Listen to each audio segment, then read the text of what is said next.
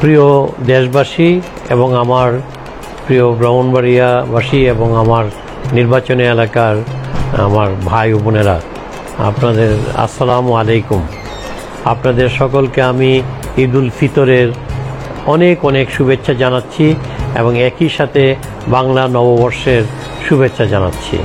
আশা করি আপনারা সকলেই ভালো আছেন এবং আমাদের দেশের আমাদের যে অগ্রগতি, আমাদের যে সামনে এগিয়ে চলা, এই সব কিছুর সাথে তাল মিলিয়ে এইবারের ঈদ যাত্রা করতে পেরেছি।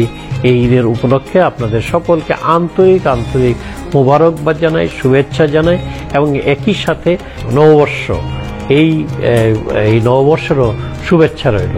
এবার আপনারা লক্ষ্য করে থাকবেন যে অনেকেই এটাকে বিভ্রান্তি ছড়ানোর চেষ্টা করেছে যে জননেত্রী শেখ হাসিনা যখন আমাদেরকে নির্দেশ দিয়েছেন যে তোমরা ইফতার পার্টি না করে ইফতার পার্টির জন্য যে ব্যয়টা করবা সেটাকে সাশ্রয় করে তোমরা সেটা দরিদ্র মানুষের মাঝে বিলিয়ে দাও, তারা যাতে সুন্দরভাবে ঈদ উদযাপন করতে পারে, তারা যাতে সুন্দরভাবে রোজা প্রতিপালন করতে পারে, সেটার জন্য বিলিয়ে দাও।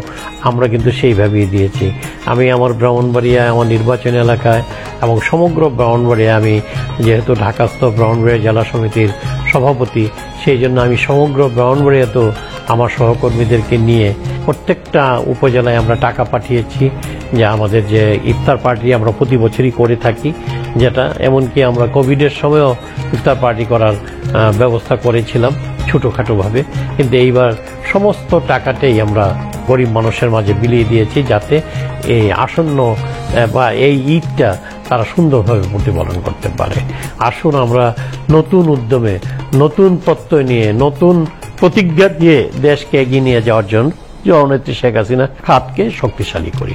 আপনাদের সকলকে ধন্যবাদ প্রিয় দেশবাসী, আমাদের ব্রাহ্মণবাড়িয়াবাসী এবং সেই সাথে আমার নির্বাচনী এলাকার আমার ভাই বোনেরা, সকলকে আমি পুনরায় ধন্যবাদ জানাই এবং কৃতজ্ঞতা জানাই এবং শুভেচ্ছা জানাই। জয় বাংলা, জয় বঙ্গবন্ধু, বাংলাদেশ চিরজীবী হোক।